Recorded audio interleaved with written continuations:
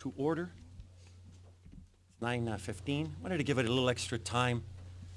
Considering the rain, I think that's enough time. Carlos and Cindy should be here. That's right. Thank you so much. Quick roll call here. Ricardo Benavides, present. David Bruce. Present. Blake Garrett. Present. Cindy Jones will be here momentarily. Francis Gomez. Present. Kevin Knapp. Present. Patricia Lark won't be here. Carlos Reyna is on his way. Nina. Present. And Glenn Winningham. Present. I'd like to excuse Dr. Lark for her absence today. There we go. And of course, excuse Carlos and Cindy until they get here.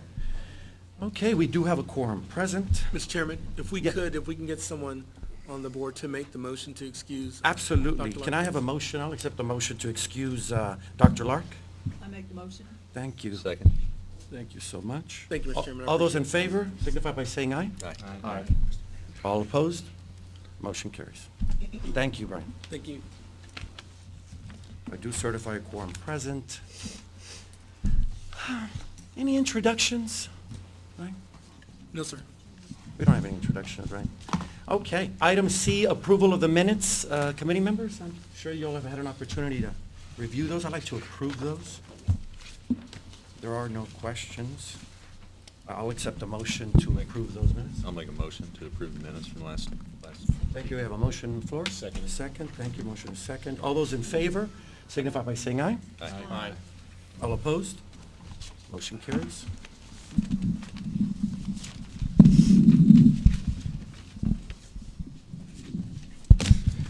Okay. Item D, public comments. I guess we could start with that. I'd like to remind our audience, thank you so much for being here, by the way, today. You are more than welcome to fill out a little form right in the front there if you choose to speak to the committee. Today you have 3 minutes. I have already 3 here. I'd like to call them out based on how they were submitted, and if that's okay. So you do have an opportunity to speak. I also want to mention that right before we adjourn today, I might maybe give another opportunity for public comment in light of the subjects that we're going to be covering today. So we can get started on that. First person I have here is Mr. Barrett. Could you please come on up?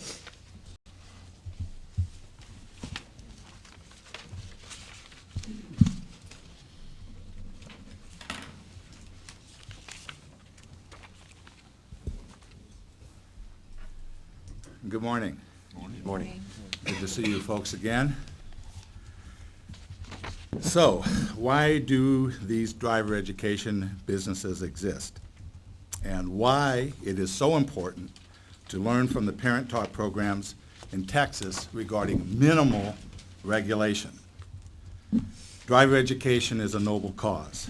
Yes, the purpose of driver education business is to produce safer drivers, to significantly reduce the senseless number of tragic deaths and injuries that occur every day, every hour, every minute of every day. And you all on the board have to include yourselves in that category. Your ticket dismissal courses, insurance discount, and alcohol courses all ride on the coattails of the same promise to save lives. But the reality is different than the noble cause. All these driver education courses and businesses exist because of legislation. Promoters and vendors of the various driver education courses got favorable legislation passed to ensure people would have to take one or more of their courses to get or keep their driver license. This is another example of the notion that legislation has to be enacted to control people's behavior because people, left to make their own decisions, would not choose these mandated driver education courses. As proof, when given the choice of a parent-taught driver education, many choose that option. We are going on our 20th year of a regulated parent-taught driver education in Texas.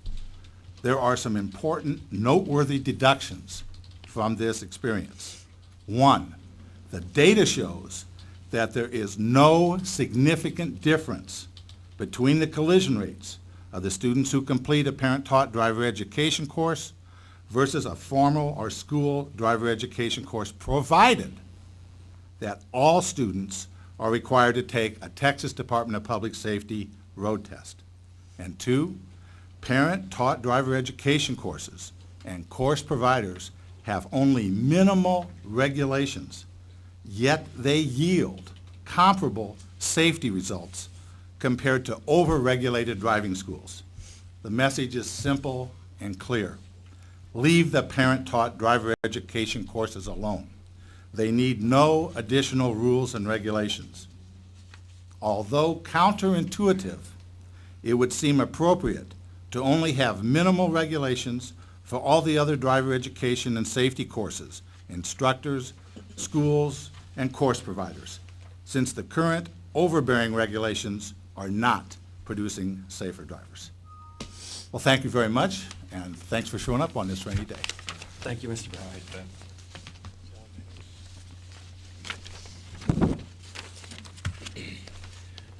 Next up, Mr. Jeff Adams.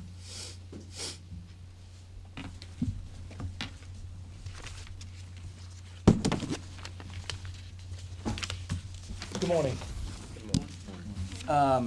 I came here basically to tell you that I agree with parent taught, I like parent taught, but I want it to be fair, okay? There are certificates that are being sold right now. I can right now order a certificate from Course 101 for $30. It comes across blank, okay? That's not fair. If you come to my driving school, I've got to show proof that there is a driving log in there. I got to show proof that there is a classroom log in there. If I don't, you're going to write me up or whatever you're going to do. I'm doing the driving test, the third-party driving test. These certificates, just about every single course, okay, it is across. The certificate's blank. A simple way, have a log sheet submitted to the course provider, okay, that says, I finished drive times. Have the course provider, 101 through 115, put down simple, they finished the classroom. I don't care if you want to accept logs for it or you want to accept an affidavit for it, okay? Based on the stats, we have no stats on parent-taught driver's ed from Course 101 because there was never a certificate from Course 101. Do all your research. There was never a certificate for Course 101, so we don't know what the real stats are from Course 101. Okay? I love parent taught. I do a parent taught course. Okay? I borrow somebody's parent taught course. All I want is fair. Okay? Whatever we do, I want the parent taught people to do. If I gotta keep stuff for 3 years, then the parent taught people need to keep a log for, they're getting a parent taught packet. There's logs in the parent taught packet. Fill the log out, submit it to the course. When that course submits, what's happening right now is as soon as they finish the classroom, log, that's it. The certificate is sent to them. Some of their certificates are sent to them the day they order the course. Okay? All right? Now, don't get me wrong. There are a lot of parent taught courses doing it right. Okay? But there are some that are not. And all I care about is fair. Okay? That's all. Whatever I do, I think the parent taught courses have to do. And it's a simple, turn a log sheet into the parent taught, they fill out the driving date, they fill out the classroom date, submit that to the student, whether they do it by email, mail, or whatever, and that's a simple solve, okay? Second thing is, refunds. I know we have to refund a proportion of our driving school for class or driving or whatever. Parent taught, if you go in there and look on it, okay, there is no, it's right, once you buy the course, you're not getting a refund at all, okay? Again, that's basically, I just want it to be fair, that's all. Thank you. Thank you, Mr. Adams.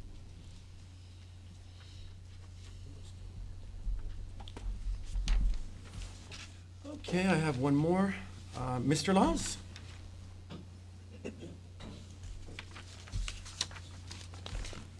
Good morning. Good morning. Good morning. I don't see one of my committee members here, but he'll relate to the handout I gave out. Very briefly, the handout that I gave you talks about legislative intent. It's been the law for many years. And it says, it is the intent of the legislature that commission rules that affect driver training schools that qualify as small business be adopted and administered as to have the least possible economic adverse effect. Looks like I had a little misspell there. On the schools. That's the intent of the law. And the key there is that commission rules not have an economic effect. For years, schools were, and some of you may know this term, most of you probably don't, it was referred to as round robin. Students could come in and enter the class at any time during the 16 days. They couldn't get their permit, though, until they finished the Texas traffic laws, those 6 hours. When TEA, when the industry regulation went from DPS to TEA, I was the second person on staff that was hired. During that process, our leaders, they proposed that we make the rule as it is now, where students cannot enter class after the 6 hour of completion. Prior to that, the round robin, we were able, as a business, we were able to enroll students at any time during that phase, which gave us a constant flow, in some cases, of money to keep the business up and going and not have to wait. My personal opinion, I like to see schools given an alternative, round robin or the current method, if they're not comfortable with round robin. My experience, legislation and rules and the administrative body that regulates the schools, they're more intent, which I understand, on dotting the T's, crossing the T's, dotting their I's, and it's not about that. From an educational standpoint, it's about saving lives. It's not about crossing the T's, dotting the I's. And if you've got instructors who are dedicated, educated, motivated to provide that instruction with enthusiasm, the kids are going to learn. It doesn't matter what the sequence of lessons are, for me anyway. So I'd like to have that considered for the rulemaking process. Continuing education requirements. Currently, an instructor, trainer, supervising teacher cannot receive continuing education credit for teaching an IDC course. And believe me, and I think others in here will agree, I stay on top of the current rules and legislation because I teach 5-6 times a year.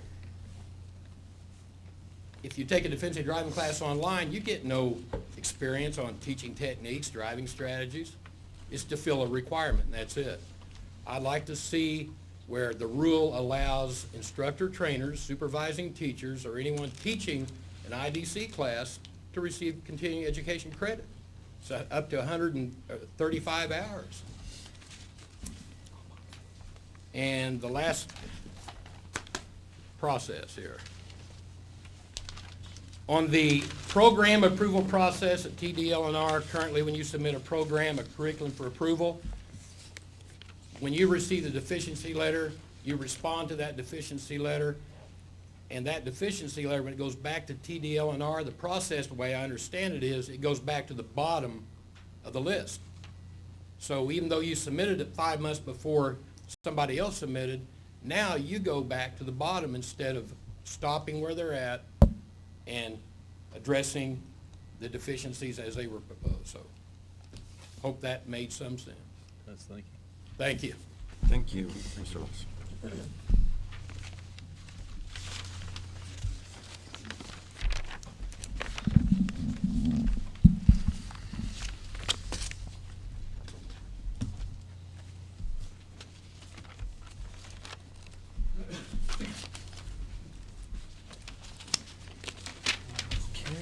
Do we have any other public comments? Anyone else that would like to speak to the advisory committee? Yes, I'll take that. Thank you. Good morning. Mr. Pennington, thank you so much. I'd like to thank y'all for your time this morning. Just quickly, I have something specific that I'd like to address. It has to do with contract and the contract deadline. I noticed in the proposed rules that the one-year deadline was struck from the contract, which is fine. You know, I don't care about the time length, but a contract, any contract, has a beginning and it has an end. Any contract you sign of any kind, whether it's an employment contract or a contract at the gym or whatever it is, it's going to have a start and it's going to have a finish. And so I just propose that in the rule it says that there is an end date, and then allow everyone to choose what that end date is, but just simply be an end date. So that was something simple that I wanted to address. Also, I do feel that, as some of the others have said, the rules do need to be applied consistently and the same throughout, whether it's a driver's education school, whether it's an AMI course, whether it's a parent-taught course. There's things that one are allowed to do, others aren't. There's things that driver's ed schools can't do, parent-taught can, AMI has different rules. I mean, I know there are 3 different entities and they will have different things to govern them, but general rules, for example, 2 hours per day in the classroom, that's a hard and fast rule for a driver's ed school. There are parent-taught classes out there, courses that they don't hold to that. So we need to be consistent on those kind of things. Things that can be the same need to be the same throughout. So thank you very much. Thank you, Mr. Bennett. Any other public comments? One more.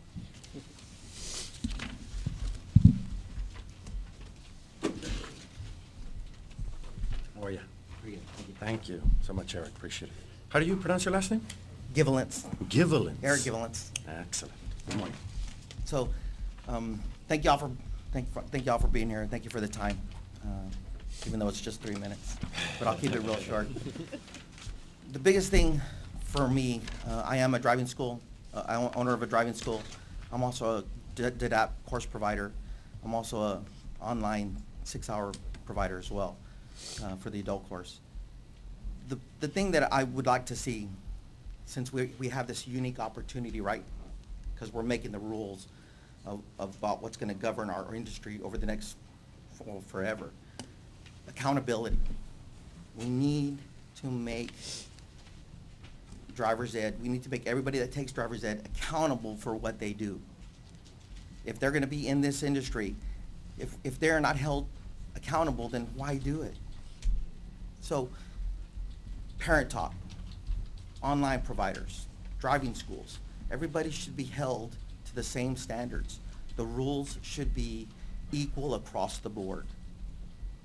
Just because online is, I know online is a unique bear, but they need to be held accountable just like driving schools. Parents, if they choose to do parent talk, the course provider for parent talk should be held accountable.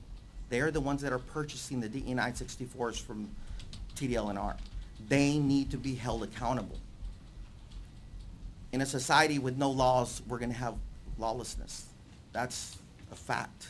Everybody's going to find the easy way to do things. That's what society does. So I just ask that when we do come up with the proposed rules and do amend the rule or make the rules, that everybody is held accountable. If we don't hold them accountable, what do we have? We don't have anything. That's basically all I have to say. Thanks, Eric. Thank you. Thanks, Eric. Thank you.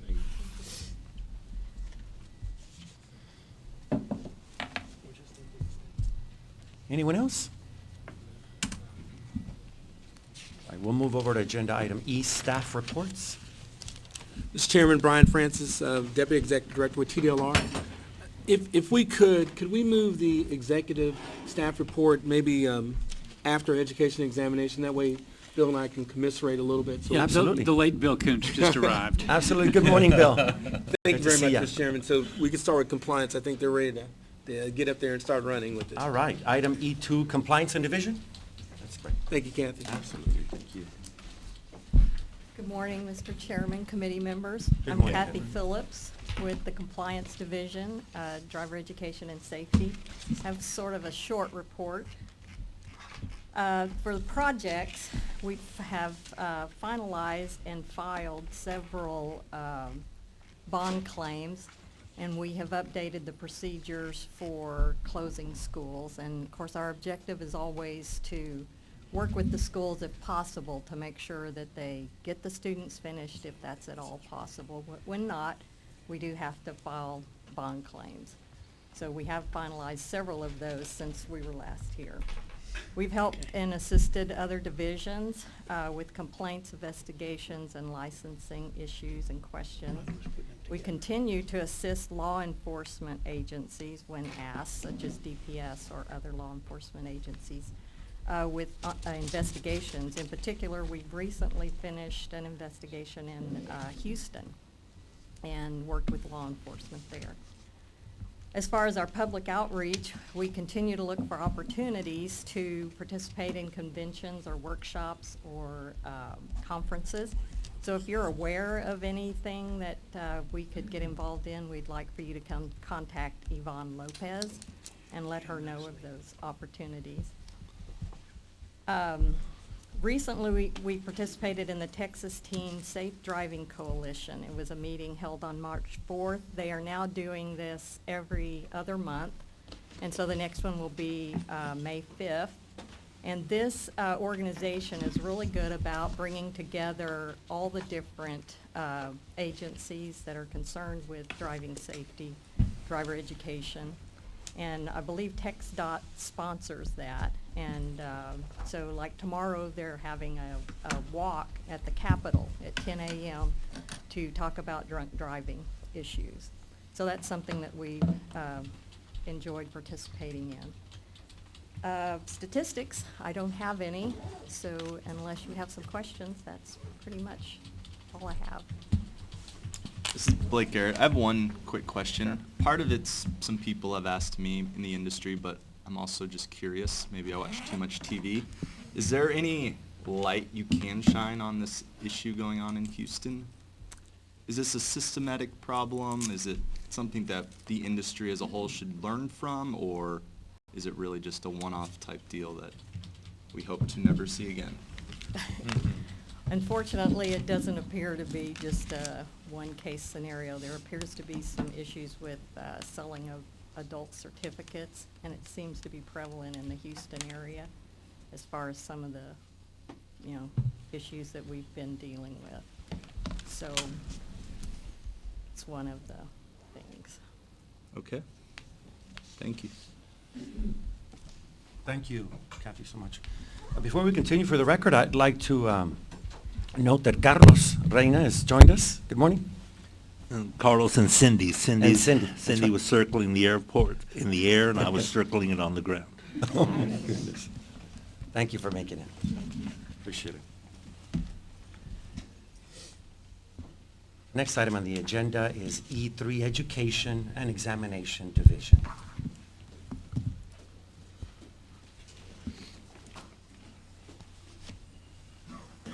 Good morning, everyone. Good morning. Good morning. Carrie Hodges, TDLR. I'm sure you know who I am.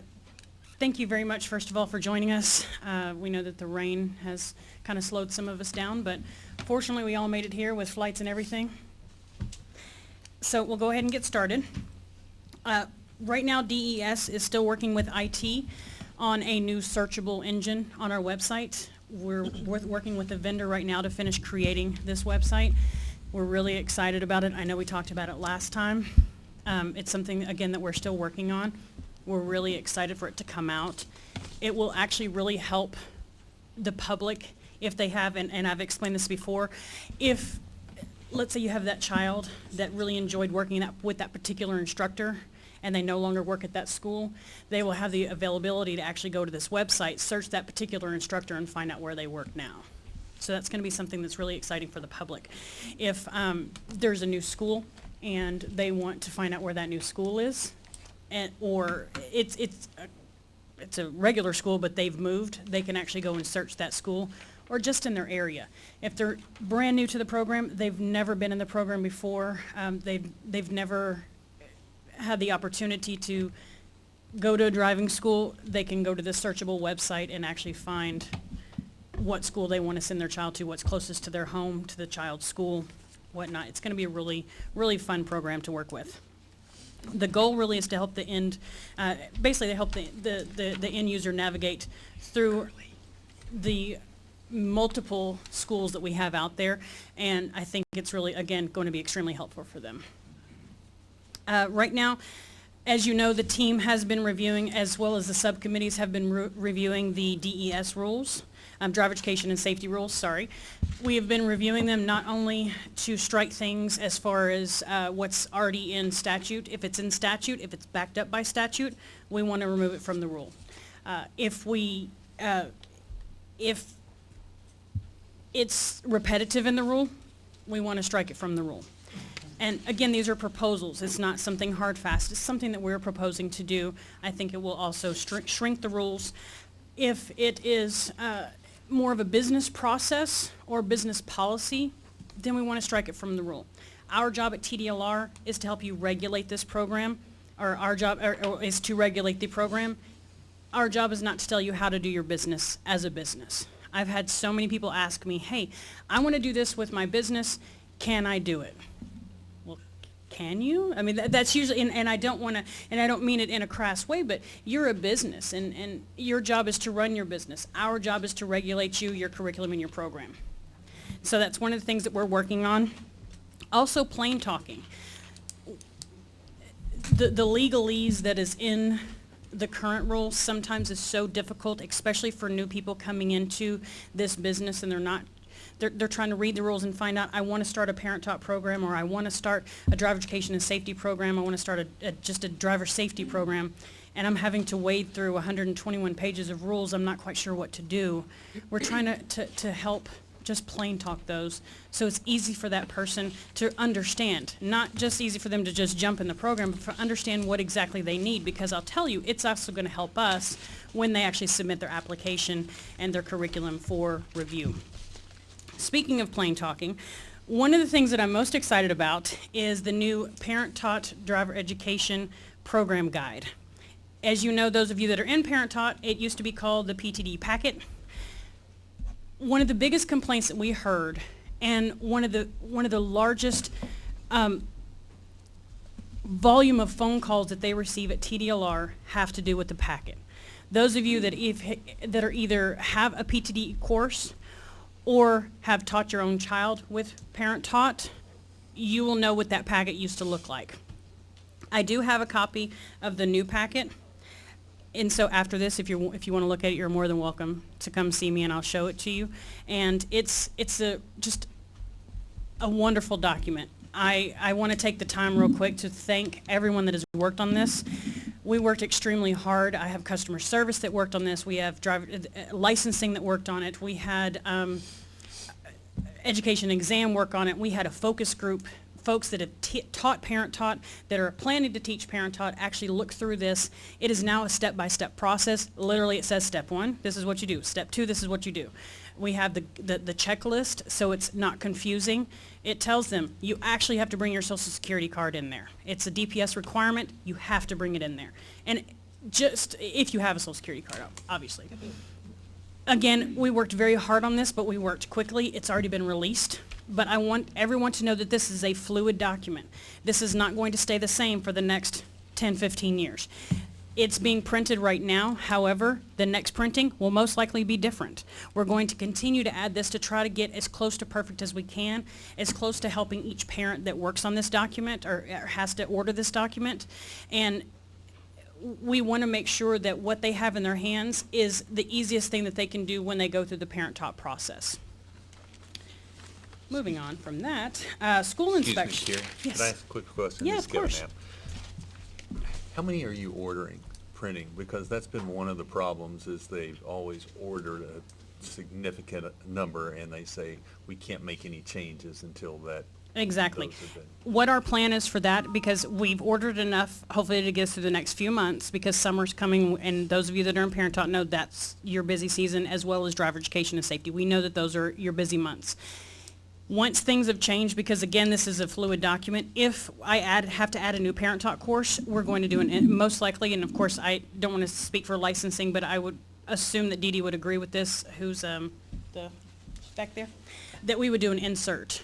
That insert basically will just add something to it to say, these are the additional courses or these additional laws or rules. Follow-up. What's the percentage of people getting the paper version versus the electronic version? Mr. Knapp, you're stealing my presentation, so if you would just back off just a hair. I want to be able to talk today, and every question you're asking is on my list. There you go. Just so Okay. y'all know. Sorry about that. Great minds, you know. Just so y'all know, I know the answer to that. I know she knows the answer. Okay. But I won't, that's my Thank you. boss, I'm not gonna take it. This is Carlos Reyna. Maybe I missed it. Did you say we were going to get a copy, or do I Yes. need to slip you $20? Those of you that are Parent Taught owners, I will be sending you a copy. You need to know this is for personal use only. Do not distribute it whatsoever. Please don't. And if you are not a Parent Taught owner, course owner, and you would like a copy, just email me and I'll be more than happy to send you one. And we like I said, we had a focus group, and we are more than happy to get recommendations on what you would think could be added or deleted from this packet. What we tried to do is actually take out some of the DPS forms, and the reason for that is DPS, those are their forms, and there are times that they will change their forms, and of course we won't know, or they will tell us, but we will have already printed, so many copies. We can't do an insert on a DPS form, obviously, but like the 14A, which is the application, most students don't take it from the packet. They either get it from their course provider or they get it at DPS because most likely the parent forgot it, and when they got there, they're like, oh, I need the application. So we took it out. It was just more weight in the paper. So we're really excited about the program guide. Again, and I'm sure Brian will talk more about it later, but we're really excited about it. Frances Gomez. Yes, ma'am. Carrie, I just want to say y'all have done a great job. I've had the opportunity to glance through the guide, and it's so much easier with the steps in there, and I know it's a fluid document, and I look forward to continuing to review it, but y'all did a great job. Thank you. We appreciate that, and I hope anybody that's watching that they take pride in this, because it was a long process, but it was a quick process, but it turned out just beautifully. So the next thing that we were talking about is school inspections. We have finalized the document, because I know what your question is going to be. We have finalized the inspection lists, and yes, we are going to put them on the web. We want everyone to know and to be able to fully expect what we're going to do once we come out for a school inspection. So far, we've done about 6 inspections. We have several more to do that they're on the books for us to do. The initial inspection, we have noticed is, and I hate using the word quite simple, but it's a go-in, we look for what we're looking for, and then we leave. Those of you that have not had an initial inspection, from my understanding, I do know that DPS has a new driver handbook. It's the 2014 version. I think they're still working on the 2016 version. If you have the 2012, it is very, we encourage to get the new version. The test has been put back in the DPS handbook in the back. The practice exam, those that don't know that was something that from my understanding was really exciting when they figured out that it was back in the DPS handbook. And so I know that a lot of schools are excited to get that practice exam back.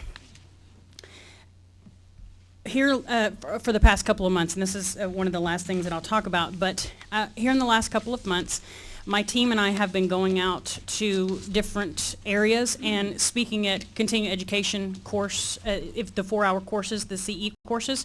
We've been engaging and speaking, and it's been a lot of fun.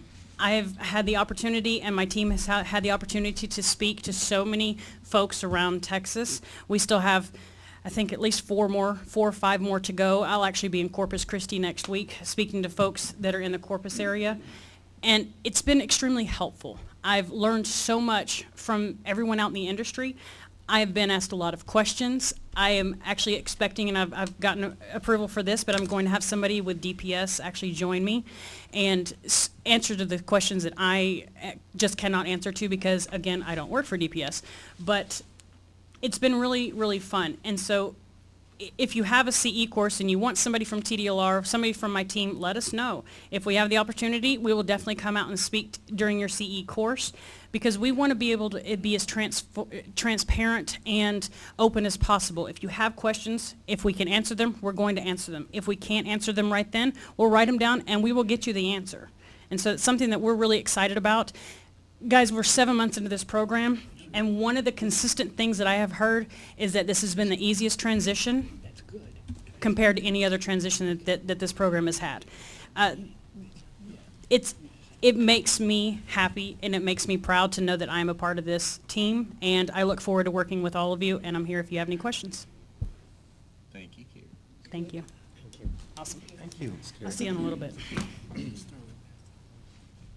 The next item is E4, Enforcement Division.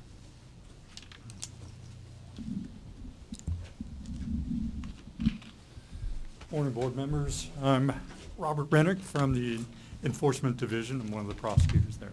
Good morning, Mark.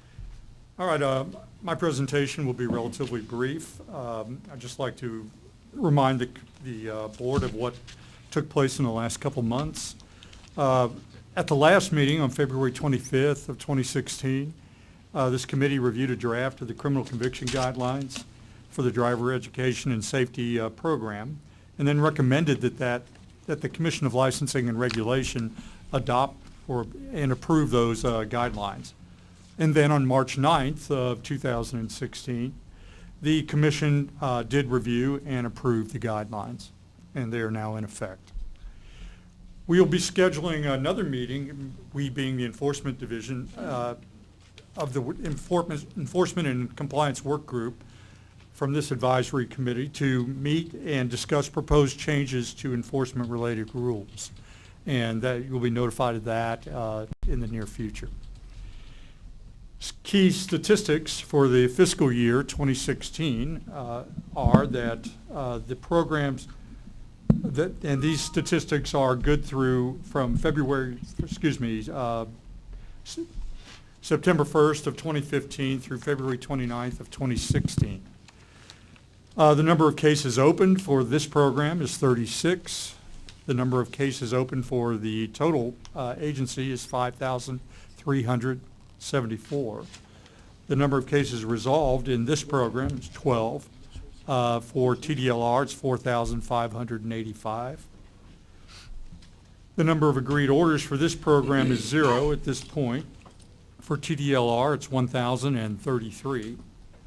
Total amount of penalties assessed for this program is 0 at this point. The total amount of penalties assessed by the agency are $2,504,850. Total amount of penalties collected by this program are 0, of course, and then the total amount of penalties collected by the agency are $1,114,890. Of these 36 that were opened, I believe probably 2 are criminal history related. There's at least 1, and that's going to be set for hearing. And that's all I have at this point. Any questions, members? Any questions? Thank you so much, Robert. Okay, thank you. Next item we have is E5, Licensing Division. Good morning, Chairman and board members. So glad you guys made it safely. I thought I was going to have to take a boat to get in here, but I'm here. The report for licensing is before you. The only update that I do have is that you can now order certificates online. Many of you have already ordered them, but for those of you that do not know, that you can order those online now. The trick is that you need to send us an email through our customer service department, or either give them a call and say that I want to go order the certificates online. And at that point, we'll go ahead and make sure that the school is in good standing and they're active, and we'll go ahead and send you the link for you to reset your password so you can order the certificates online. Other than that, that's my report, and I'll be glad to answer any questions. Kevin Knapp, order and pay? Yes, yes, sir. Very nice. Chloe, what's that 800 number that you can call? Can you give that to Somebody me? help me. 803-9202, 800-803-9202. Thank you so much. You're welcome. I appreciate it. Nina Saint, I have a question. Could you tell me who was instrumental in revising the instructor renewal and instructor applications for driver education? That would be myself and staff and Bruce Valentine that helped with that. I wish to thank you very much because I didn't know how I was going to fill it Oh, out. and our enforcement department, excuse me. I can't forget them. And follow the rules, the others. So, because I came with a question today, but I wanted to make sure, so I looked, and the new ones are up online. Thank you. You're welcome. They're very helpful. Thank you. Welcome.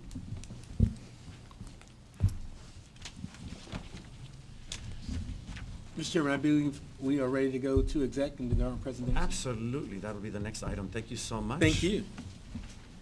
Mr. Chairman, members, I'm Bill Kuntz, the Executive Director, the late Bill Kuntz. Traffic was just a bear trying to get in from Bee Cave to Hay. I think that what I'm going to do is start off with the presentation that we did before the House Committee on Homeland Security and Public Safety. That was on March 29th. We were invited to testify at this interim hearing to give an update on the implementation of the transfer of the driver education programs from both DPS and TEA. And the really great thing about that invitation was that when you're invited, they want to hear from you, and they're not necessarily going to be gunning for you. But also that we had such a good story to tell that we were able to get off to a fast start in transferring the program to TDLR. And you have before you the slide deck that we presented to that committee. And if you start on page 5, because the beginning part of it is just an overview of TDLR.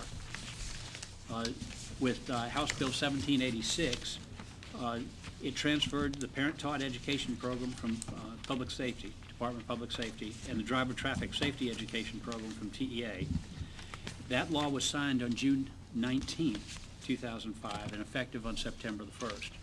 And I think those dates are important when you look at the next slides that we have to put before you. On page 6, talks about what we did to get off to a fast start. The bill was signed on the 19th, but we had meetings on June 23rd right away to start the discussions of how we do a smooth handoff of that program. We met with DPS then on June 25th. And you go through and you can see the incremental meetings that we went through leading up to the final transfer of the program on September the 1st, and you see that on the next page, on page 7. That advanced work that we did paid extreme dividends for us, so that first day we were able to go live with the program, and we wanted to make sure that we did not have any interruption in the business of the driver education, so that we were able to continue that and really show that government can work, and it's a good example of government really working well. In the period that we had from implementation on September the 1st, this is on page 8, through the end of February, we had 524 renewals of schools and 33 new schools that were licensed.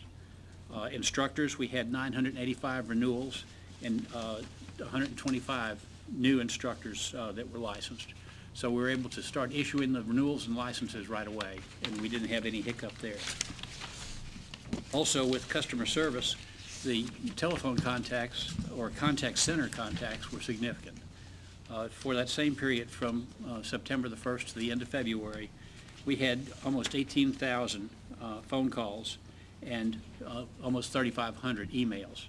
Now, the contact center handles phone calls and emails, but they also handle social media. So if we have questions that come up on Facebook that need an answer, they will provide the answer for Facebook so that that dialogue can go on quickly and uninterrupted.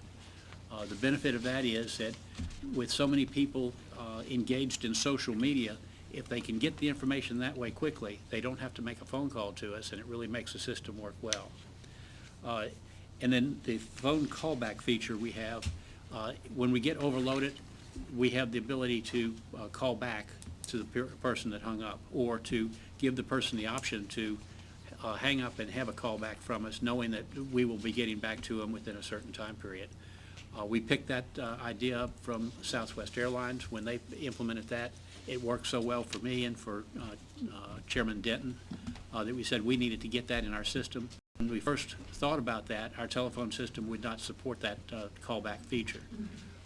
We upgraded our telephone system to be able to do it, but until we did that, the feature that we did have that really worked well was that we had a board that we could see there was a call that was a hang-up. The next day, our contact center personnel would go through those hang-ups, call the person back. Now that surprised people because they weren't expecting it. They did not have the option to have us call back at that point in time. And Big Brother said, we noticed that you couldn't get through to us yesterday, that we want to help you. What can we do to answer your questions? After they got over the uneasy part of Big Brother, really knew what was going on, that the appreciation was there that we were able to give customer service that was above what people expected from government. So that's working well. Now the one thing that we have going on, excuse me, the one thing that we have going on with the customer service section is that with the new program and Parent Taught, we have a spike in the number of telephone calls that are coming in. We saw this when the cosmetology program was transferred to us. We had a spike in phone calls. We had to get more agents on the line. So we are focused on what we can do to get more information out on social media and email and such, but also to get additional resources on the phone so that we can handle those spikes, because right now we have a delay in being able to answer the phone, and we don't want that delay to frustrate the public when they're trying to talk to us. So that's where customer service is at this time. On page 10, it shows the difference between what was before September the 1st and what is now, and that the packets that were issued online prior to the transfer, online ordering was not available for the parent-taught packets. Since October the 2nd, 32,000 packets had been ordered. Now, there are more than that now because that was at the date that I gave this presentation to the interim committee at the House. We were happy that we were able to bring that online feature up right away.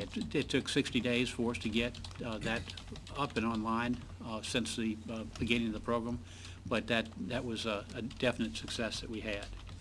For a comparable 6-month period, we issued 55,000 packets versus 45,000 packets prior to the transfer in a comparable period of time on Parent Taught. And then prior to the transfer, 40% of the packets were emailed. After that transfer, 74% of the packets are now being emailed, so people can get those right away. We're undergoing plain talk on those packets. One of the things that we noticed that there were redundancies. There are things that were said over in different portions of the packet. And we've been combing that to try to slim that down so that the information is easily read and it's not wasting people's time reading the same things over and over again. So that process of plain talk is continuing right now so that we have a more fine-tuning of that parent-taught packet so it becomes even a better document in the future. On page 11, we have statistics for the parent-taught for that same period, September through February. Total orders processed were 55,447. The online orders were 32,480. We mailed 40,787 and emailed rather, and mailed 14,632. Now, if you're real quick and do the math, you'll find that there's a difference of some 33 packets. That was work in process at the time, so that the numbers are correct. We just had not, we received orders, but we had not had a chance to get those out. And then the average processing time when we mail a packet is 3 business days.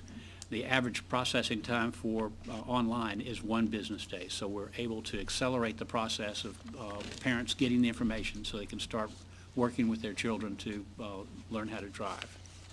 Excuse me, Kevin Knapp. Yes. Just want to commend you on that, just so everybody knows, that went from about 3 to 4 weeks to 3 days in 1 day. Just so everybody can compare that. Well, thank you for the acknowledgement on that.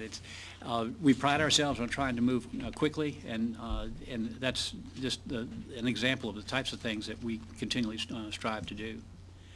On pages 12 and 13, we talk about the functional alignment that we have at TDLR.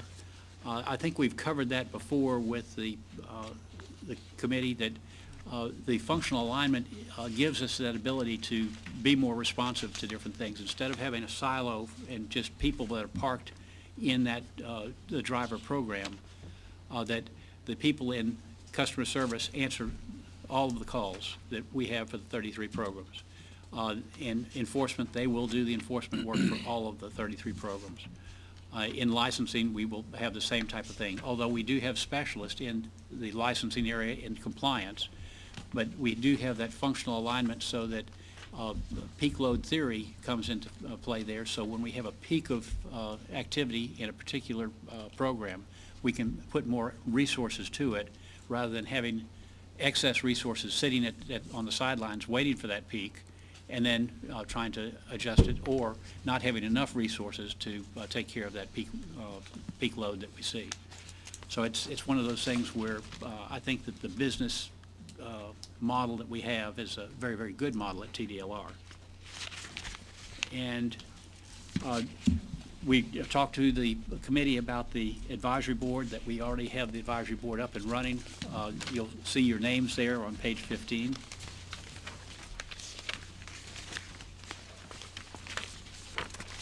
And then on page 16, we've got the next steps that we are looking at. The online development continues, that we are getting the school courses and search pages developed. We're going to automate a send process for the parent-taught packet so that it is more automatic, where we don't have to have human intervention. One of the things that my mantra has been since the beginning, keystrokes, keystrokes, keystrokes. If we can eliminate the keystrokes, we can become more efficient. And having that automatic send will do that.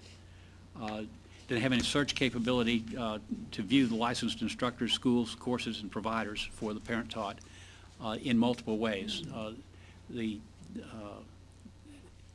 It's interesting with continuing education, the way that the providers appear on the website has always been a very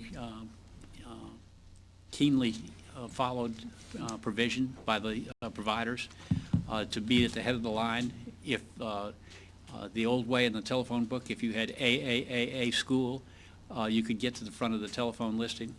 One of the things we ran into when the electricians program came on, that Abbott, Texas is the city in Texas that has the first listing in an alphabetical order of cities.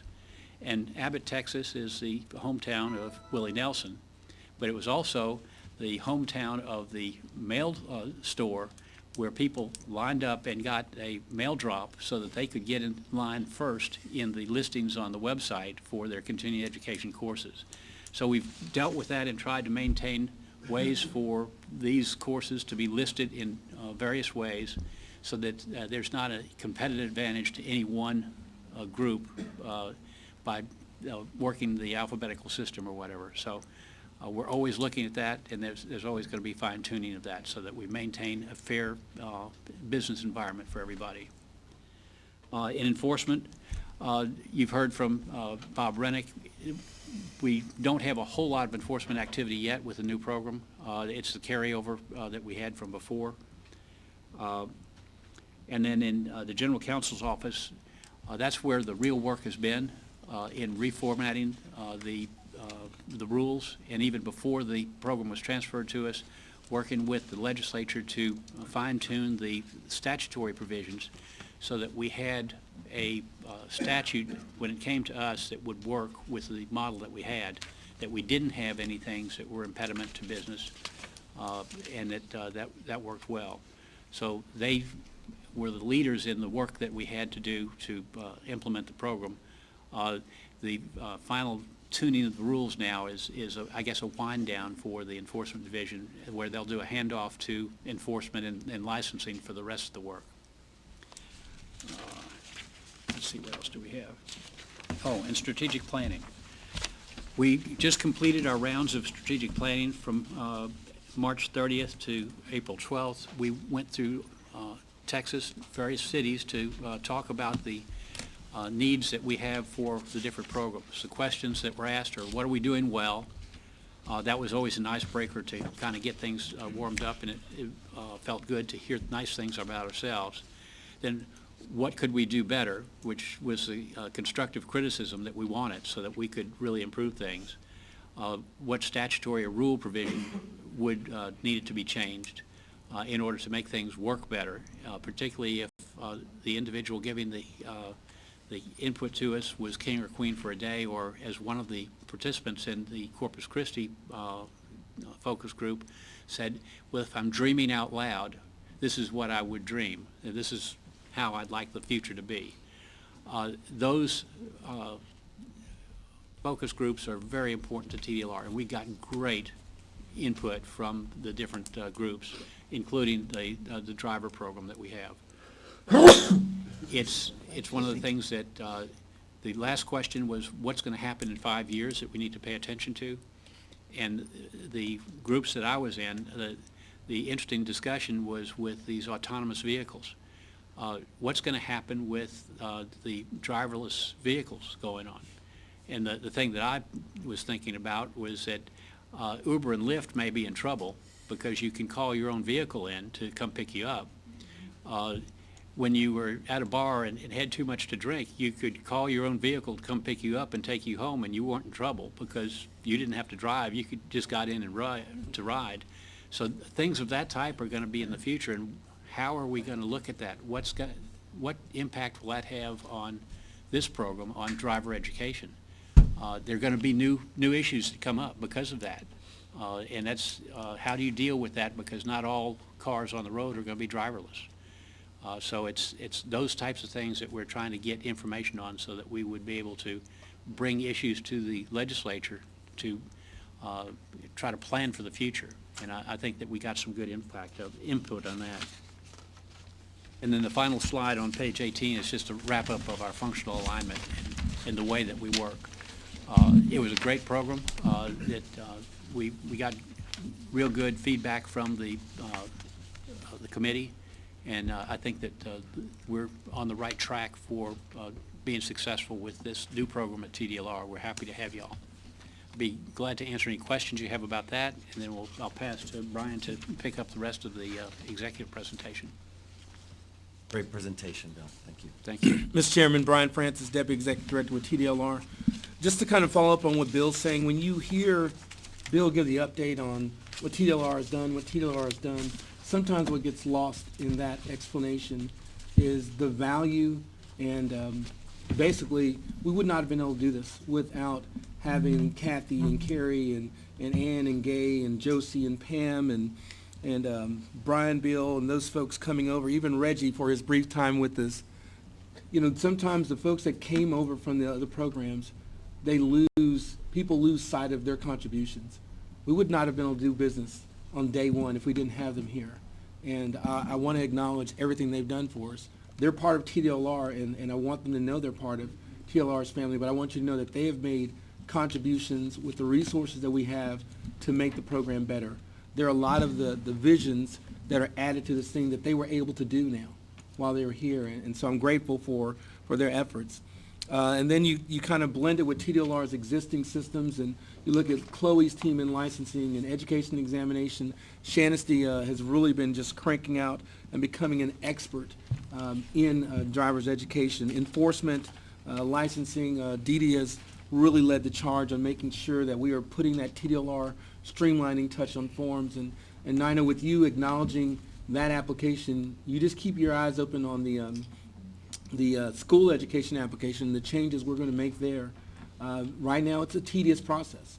We did a quick analysis of it, and there are 16 signatures that have to go on 17 pages. There's 29 times that the owner puts their name on there. There's 2 pages that have notarizations in it. 4 different phone numbers for TDLR in that application. It's ours now, but we're going to make changes to make that better so that the person who's filling out the application has a more streamlined approach. And plus, we have an easier way to evaluate the real stuff. The public comments were right on point. We've got to focus on the things that bring about safety. And the first thing you can do to focus on the things that bring about safety is getting rid of all the things that don't. All the things that are distractions to it, all the crossing the T's and dotting the I's, that's the little stuff. That's the low-hanging, easy fruit that sometimes in government we go for. And we got to let those things go and realize that that line and that T being crossed, that's not about safety. That's about order and having this little box that we want to fit in. Preference. It's personal preference, but it's not about safety. We have to get down to safety. Hearing Chairman Phillips talk about the teen fatalities, it puts a lump in my throat. When Texas leads the nation in the number of teen fatalities on the highway, that puts a lump in my throat, and we can do more. We can take a look at the fatalities by category, and we can have some hard conversations and saying, if 90%, I'm making up a number, Brian, Bill, don't you go fact check me. If 90% of the accidents are because of distracted driving, well, how much of our curriculum is dedicated to it? Or did we just add a little module that puts 10 seconds in there? We can modify that curriculum to target the areas where those things are happening, as opposed to just sticking with the curriculum we've always had. We can focus on a real curriculum in education versus, looking at a research paper and did they get the words right is not important. Are they communicating the message is? It's the message of how can we make safer drivers. And so you get there by throwing away those extraneous pieces that don't add up to safety. I think another great point and a big point is having these meetings, having these discussions in the light of day and having the industry be able to see behind the curtain, being able to engage with the rules that impact them on a daily basis. We should be convicted and challenged every time we see Pat come up to that table and say, what are the rules? You still have rules. We may get rid of 75% of the rules, and Pat's still going to come to that table, and we should still be convicted because now we need to get rid of 76% of them that don't deal with safety. Really been jumping on board in the work groups. You guys are getting it. You're realizing that we are too much in your business the way these rules are written. But we need to be in the business of safety, and that's all of ours. We share that perspective. So I'm excited about where we're going with this thing. The update, it was great to talk about it. We're going to have greater successes in the next 2 months. And we're going to have greater successes in the next 6 months. And we're going to continue tweaking the process. When Kerry got up there and spoke about the parent-taught document not being set in stone, it's not. We're going to make revisions to make that document even better and better. We're monitoring now the number of phone calls that we get from parents to see, did this new formatted document reduce the number of calls? And if we're still getting calls, we're going to ask, so where are those calls in? What's the main question? And we're going to keep tweaking that document to limit the calls that the parent can do the course exactly where they need to do it, and they don't have to call TLR and say, what does this say? We know they can read. We just probably didn't write it well enough to where they can understand what we're trying to say. So you're going to hear us talk plain talk and really hammer that throughout the process. So I'm very, very excited about that. Mr. Chairman, I will go to the portion on the rules. There is a handout, I believe, in front of you that Delia has given you. And it's a little, it's got 3 dates on it, April 21st, June 30th, and September 1. Those are the tentative dates that we've set for our next meeting. Obviously, we're in the 21st today. But I just wanted to give you guys an idea of where we're going to go. And I want the audience to kind of know where we're going with this as well. After today's meeting, so starting tomorrow, April 22nd through about June 1st, we're going to have the work groups go back and do some more work. Keep striking out things, keep underlining new things, keep bringing that uniformity that Eric talked about, making things standard where they need to be standard, and they're going to need to be different where they need to be different. But trying to find that uniformity. Once that group is done its thing, between June 2nd and June 15th, the staff will compile all the work group comments into this reformatted format that Della's going to present under Agenda Item F. On June 16th, that's when the work alignment group's going to start doing its work. So you guys are finally going to, carry your weight. You've been just loafers. The other group's been working. You guys have been sitting back on your heels. It's embarrassing. Hopefully you guys will do some work now. So starting June 16th, they'll start cranking out their work. And that work will help shape the direction, the reformatting of the rules. At the June 30th meeting, we'll come back to this body, and we will have the reformatted rules with the strikeouts and the underlines so the world can see how we're proposing things are going to go. That's not going to be the final bite. In fact, we've had some conversations internally, and what we want to do after that June 30th meeting is July 15th to August 15th, somewhere in that time period, we want to put that reformatted rules on the webpage for just a preview, just a free look. This is not the official comment period, but let everyone see what we're talking about. They're going to weigh in. I can already see people already, like their hands are flinching. They're ready to jump on those rules. And they're going to send us all sorts of great comments and not so great comments, because I know how the world is. But we're going to get them all. And our staff's going to take that and they're going to put it in a document and fold it over. And at the June 30th meeting, when we come back, at the September meeting, when we come back, that document that's going to come before the group will be the first one where you're going to be able to take a vote and say, we want to publish this for official comment. And then we'll start that comment period. It'll run for 30 plus days. We'll do the math on when that day comes. You'll come back at the next meeting and talk about the comments received, and then you'll take a vote at that meeting saying, we now want to recommend that the commission adopt these rules. And that's when it's going to start hitting. I mean, really getting out there. But we want to have more opportunity to dialogue, let you guys wrestle with it, go through it, let the industry be able to see what's going on and what we're thinking about doing to them, for them, with them, all the other conjunctions that you want to put in there. So this is some exciting time, and you guys are doing the work, but we're going to make it work a little bit harder. Mr. Knapp? Excuse me, Kevin Knapp. Is that June 30th, was that set in stone? I think it was a placeholder date. We can move it to July, but moving it earlier in June will be tough for his staff, but. Man, if there's What do you any think? way to move it to July, that'd be great. Okay. I When we can't get to make that that. agenda item, we can talk about dates. We'll coordinate with Delia. She'll look at the calendar and see what we can work on. Okay? But I just wanted to give you an overview of how the rule process is going to be snaking along. We had some discussions about maybe at the June 30th meeting, having the rules there for recommendation to publish.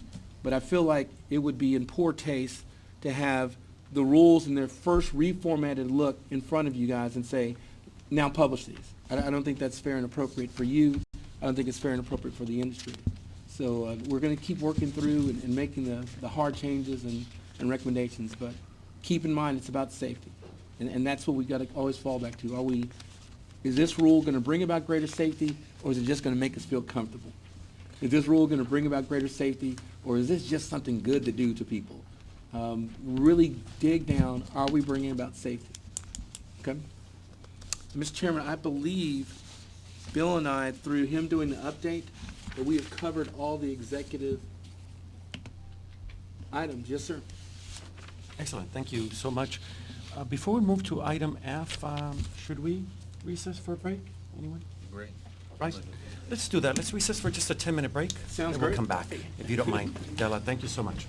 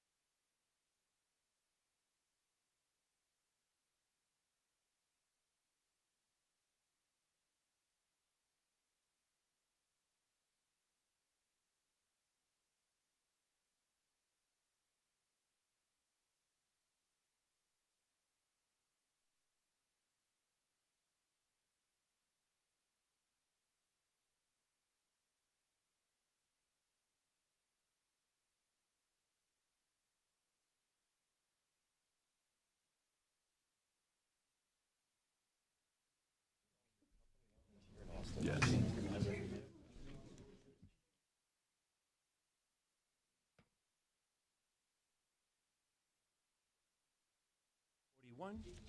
Before we move to item F, I wanted to just quickly go back to the executive. I think Brian had a word. What happened to Brian? He just stepped out. All right, there he is. Yes, Brian had a few words.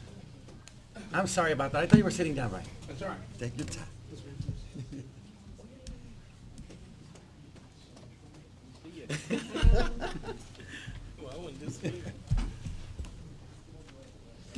Mr. Chairman, if we could just briefly go back, and I'm sorry I was running a little late there, to the executive reports. There's a couple things that I missed. I was remiss in announcing. Number one, I just wanted to take the time to commend Advisory Board Member Nina. Her diligence and her commitment to being engaged in the strategic planning process was just amazing. I know for a fact that she went to 3 and she probably went to 4. I thought it was four strategic planning sessions. Let me just put that in perspective. They were not all in the same city. Austin and Houston and Fort Worth, and I mean, she just did an amazing job, and the industry is served very well by her presence. The industry should fear her because she's going to let you know when she's present. But she is a great voice. She's very knowledgeable. But that type of commitment to being engaged and being part of the process is, you don't see that these days. So I just wanted to commend her for that. The other thing I wanted to mention was I think we got a new grandpa on the board, yes. Mr. Knapp. Want to congratulate him. Thank you. And then finally, I think many of you guys are aware that Mr. Kuntz has announced his intent. I always like to just focus on the word intent as if it's italicized. His intent to retire at the end of August this year. And Bill's the heart of our agency. He's our visionary. He's the one that allowed us to run rampant, run amok, and really make the government look different. And so I just want to just acknowledge Mr. Kuntz and just thank him for everything he's done for us. Absolutely.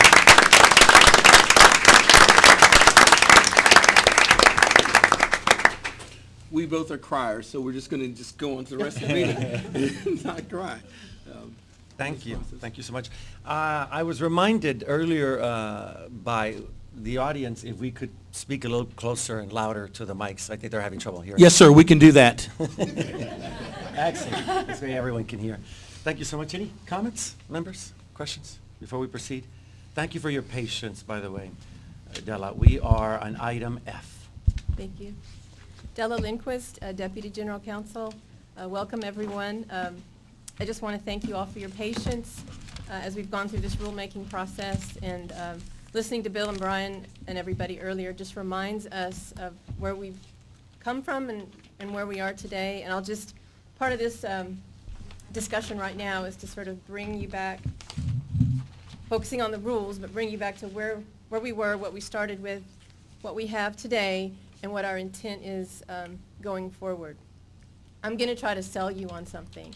I'm a lawyer by trade. I'm not in sales. But hopefully I can, by the end of my talk, convince you that we're on the right track. I got Brian to buy in, so I must be doing something right. Anyway, thanks again, and thanks for all your hard work on this stuff. I really enjoy working with you as a committee and in the groups. The only negative thing about this program for me is when I'm with you, it makes me confront every traffic ticket I've ever gotten in my life. So I have to work through that. There weren't that many. But anyway, where we are and where we came from. Back in the summer after the bill was passed, as you know, we grabbed, that's the technical term for it, it's called a snatch and grab, the rules from 3 different sections in the Texas Administrative Code. The parent-taught part associated with the GPS, and the TEA Region 13 part, and then the small part that deals with working with the public school. So we really got 3 different sections of rules that were never intended to sort of be together, and we sort of forced them to be together for a while we worked through them.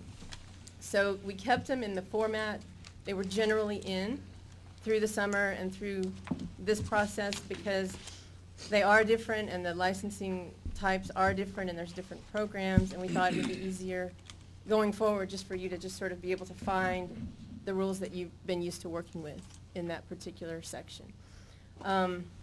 However, that is not, it was never intended that the ultimate format of the rules or look of the rules would be this way.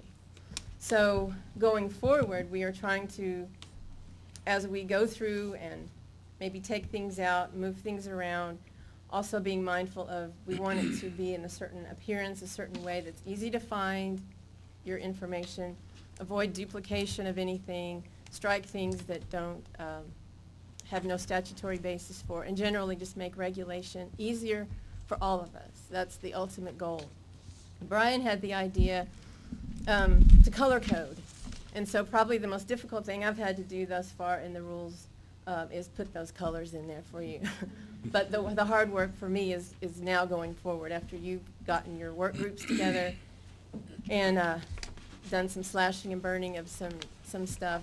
Going forward, like Brian said, after today, once the work groups meet again, some of the heavy lifting will be with our team, the rule alignment team, is to shuffle these subsections around in a way that's workable for you and that makes a lot more sense now that these three kind of disparate groups are going to be together. So that's the goal, and I think by extending these timelines out, I appreciate that because it kind of makes this process more understandable than if just suddenly you were forced to look at a document that didn't quite look like anything like you'd seen before. So the intent is not to make it confusing or anything like that, just ultimately workable. And now you're part of the machine that's actually going to make it that way. So again, reminding you that we started out with about 120 some odd pages depending on a bulk of rules. So about 6 weeks ago, after you guys had been meeting in the work groups, I called Carrie and Ray and Christina Kaiser in enforcement to meet up with them and see what kind of progress had been made and what we were looking at and what the work groups had done. And they said you guys had made some really good progress, and she showed me the first draft, which was kind of the color-coded rules with some blue added in. I was the red, green, and yellow, which traffic sign, that was my idea. She added the blue, which has been the work of some of the work groups that you've been in. And every time I looked at this document, it was just sort of overwhelming for me to see what we were going to maybe have to do and shuffle, and it was so big it was this monolithic thing. But the more I talked to Carrie and Christina and Ray and Brian, the more I realized it's really just a bunch of components that can be moved around. It's not just one huge document. And so I got to thinking, the more I looked at it and we talked and I thought about it,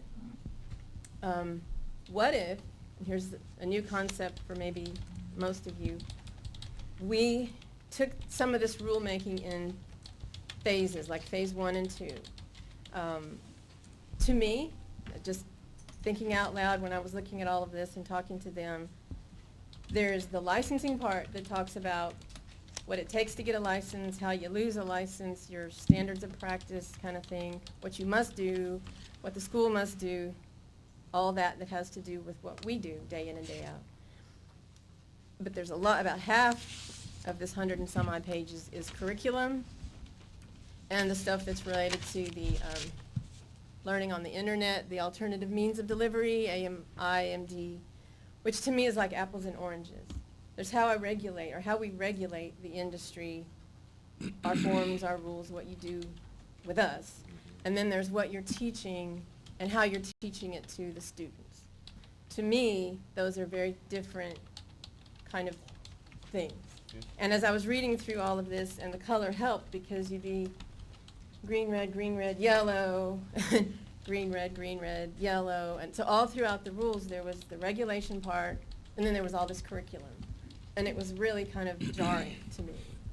And so I had the thought, and we thought together that perhaps if it will work with you, we do this rulemaking in almost 2 phases, where right now we focus on the regulation part and get that easy and streamlined and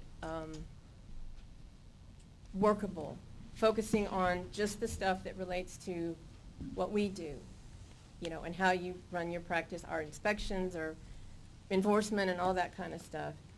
And we sort of leave the curriculum and the content of that until next fall or the next phase, when we can really honor that information and treat that with the respect it's due, in light of the fact that, just like Brian and you were saying, there's maybe some new components we need to figure in about the dangers and the traffic. We could really make this curriculum a lot more updated, perhaps, if that's something. I don't know anything about the curriculum, and you know, I'm just going on what Carrie says and what's here, but it may need to be updated. The basic, you know, minimum standards may need to really be looked at in light of what's happening on the streets. So does that concept sound like something you could live with? Am I selling it? Okay. Kevin, now, Go ahead. I love the concept. I don't like the timeline, but I know that's going to be difficult. Well, maybe But- the timelines could be massaged. Maybe we won't have to wait that long. But I don't know. It was just going to be very difficult in my mind to do everything we needed to do with the regulatory part, and then all at the same time the curriculum part in this time frame. No. We could talk about that, though. We certainly were open to discussion of that. What I was loving about this whole process is that we were going to be making some changes pretty quickly. And I'm just afraid if we wait till the fall for the curriculum end of it, we've just delayed it. But I do understand the time constraints that we're working under. But it's just something to consider. And this is Brian Francis. Mr. Knapp, we can definitely be fluid in that. What we've done in a couple of other programs, whether it was our air conditioning contracting program, we've also done in our barber board program, we've held summits on specific topic areas. And I think having a summit discussion, which is the advisory board's there, but it's more of an interactive discussion with the body and the industry, having a summit discussion on curriculum would be worth the while. I think it would be something that would benefit us, and we could probably do that in September. We could do the summit part, get that feedback, and do it in conjunction with, you know, the meeting that we're going to do to maybe take the final vote or the first vote, because that's going to be pretty straightforward. And then we can probably have that summit part in the afternoon and get everyone's input on what the curriculum could look like and start visioning. Probably have a facilitator of Ray or somebody leading that. And might I suggest maybe we just hit some hot topics on the curriculum? Maybe Absolutely. not do a broad, but just hit some of those really hot Hit the main topics that ones. people are really interested in, that we can make some changes quickly. Absolutely. Yeah, and So it wouldn't take as long as this particular round for that. You know, this has been a long process, at least, you know, the 6 or 8 months, because it's new and everything was getting rolling. But that second phase wouldn't at all be that long. It could probably all be done in just a few months, in the fall, maybe by the end. But again, it's fluid. That was just a concept of mine to really focus on the regulation part in this first go-round. But the group that's been working on curriculum, please, all your comments and notes are here. It's not just tossed out. Question, Nina Saint, when you speak of curriculum, is that the curriculum for the driver's ed? It's really for And all the driving three. safety and the drug and alcohol Yes. driving awareness? Yeah, that was the idea. Okay. And I do applaud you for that, because curriculum is my area of expertise, and I do think it needs time. And also do think you need to look at the national standards requirements for curriculum, which currently Texas does meet, because they had visionary people that looked at that when the last POI was revised. And I do agree with the driving safety. It has not been updated since probably the 90s, so definitely needs to look at. And I do applaud the concept of a summit, and would mention there's other agencies, state agencies in the state that are traffic safety related, and maybe inviting some of those folks also. Absolutely. And see how they can help in that area.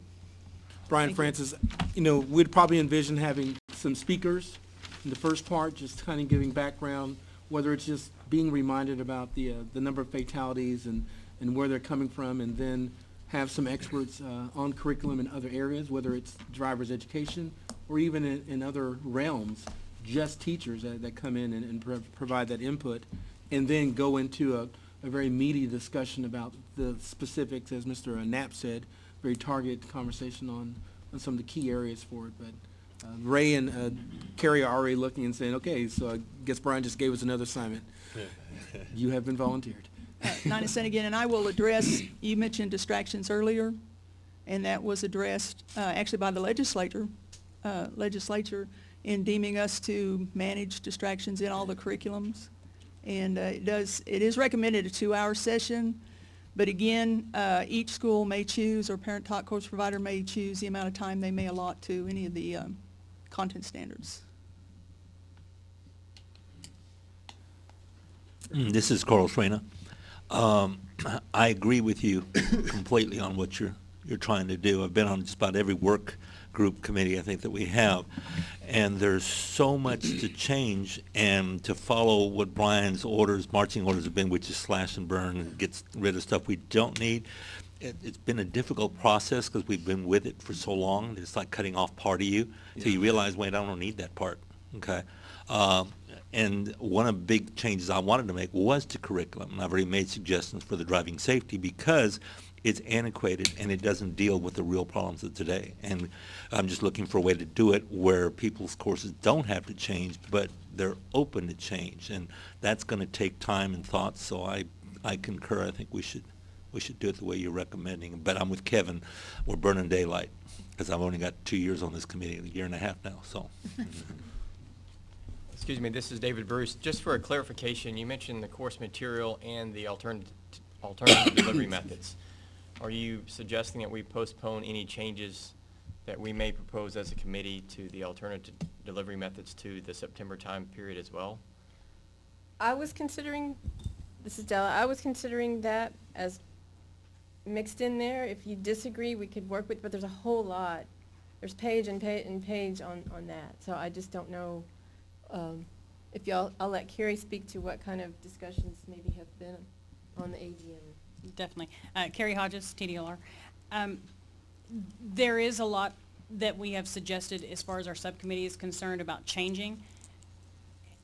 I think it would be worth looking at to see if we can add it into this particular portion of the change and then worry about the rest of it later, because I think AMI was so thrown in the very beginning that a lot of the things are unnecessary. We have struck actually a lot from the AMI portion that I think would actually be an easy fix on this go-round, and then really concentrate on the rest of the curriculum later. It's something that we can talk about definitely with Della and Ray and myself and figure out, is this something, and we can talk to the subcommittees, is this something that we would want to do now, that we can do now without affecting the entire document, or is it something that we need to stay in line with the other timeline? And so I see your point, and I know that you guys worked so hard on all this curriculum, and we still have so much to do. But some of these things I think would be an easy fix that we could most likely, if we're in agreement with everyone, add into this current change. Okay, thank you for that. No problem. We'll have luck on that real shortly and see. Because obviously, even if there's something in the curriculum that we'll be going through making the changes, changing TEA to TDLR and all of that, I mean, that kind of thing. But as far as the real substance of it, that's what I meant. But definitely, nothing's off the table. That was just my epiphany when I realized that this was going to be a lot, and you want to do it justice. You don't want to just change to be changing and getting something out to meet a deadline. Kevin Knapp again. Just going back to the distractions, and if we deem it necessary to put 2 hours in, Carlos, you had mentioned that we don't necessarily want people to have to change their course or whatever, but I disagree with that. I think if we do find that distractions are the part of the number one killer, and it's 90% or whatever, then by all means we should all, as course providers, put that in. I mean, just realize that not too long ago, the state legislature, or DPS, they summoned all of us and they said we're putting water safety into our course. Well, water safety is important, but 90% of death being caused by distractions, that's really important. So if all of us need to change our course, then let's change our course. This is Carlos. My plan was to try to encourage people to change and grow because change costs money in the real world. And so I didn't want course providers shocked that all of a sudden I've got to change my course. No, but if you've got the avenue to make yours better, here's the rules. Now you can do it. And encourage them, and yes, eventually get down to maybe requiring it, but it's got to be a gradual move so people don't go into culture shock. Sounds like some good discussions ahead. So, all that being said, I went back to the real guru behind all of our rulemaking, and her name is Pauline Easley. She may be looking. She's in our general counsel's office. And she helped conceptualize and put together this outline that you probably have a copy of. It says Chapter 84, Rule Structure, Proposed. It doesn't say proposed, but it is proposed.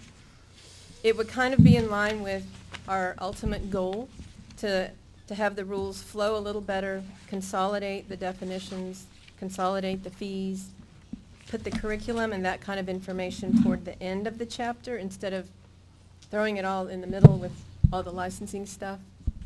And the subsections that are highlighted in yellow are also possible subsections that we could consolidate. There's a lot of duplication among the definitions and among a lot of the stuff. So we've been going through and seeing why the definition of clock hour in one group has to be different than another. And, you know, I don't know if you've had those discussions in the work group, but ultimately, the reason they're highlighted is because they may be further consolidated. But this is just our concept of what Chapter 84 might ultimately look like, what sections would go where. It dovetails with a lot of the formatting of our other rules here. And part of the reason we've been successful in getting new programs and successfully regulating them is because we try to be as efficient as we can. So our customer service people, our enforcement people, everybody kind of knows in what section of the rules certain things are going to be and how they're going to be laid out. It really saves time and effort. But again, nothing's written in stone. This was just a concept that we had. To me, I did like having the curriculum and the stuff that wasn't with the complete regulatory part in its own part of the chapter.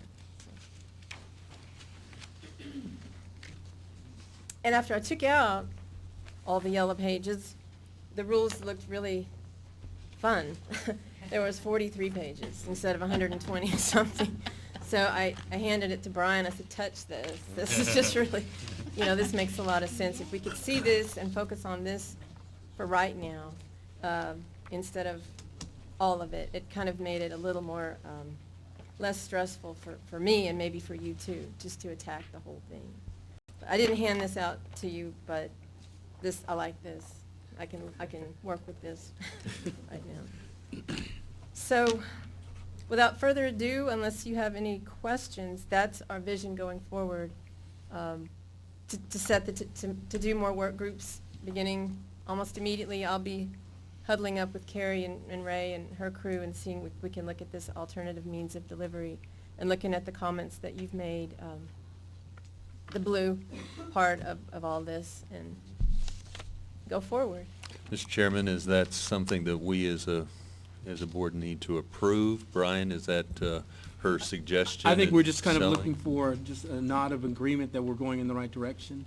And we'll definitely keep the members, and this is going to be the framework in which the alignment work group's going to be working. So they'll have input. It'll come to them in this format, but they're going to be the ones to say, oh, we need to do this to the section. So it's just a starting point for that group. I'll accept the motion, Kevin, if you want.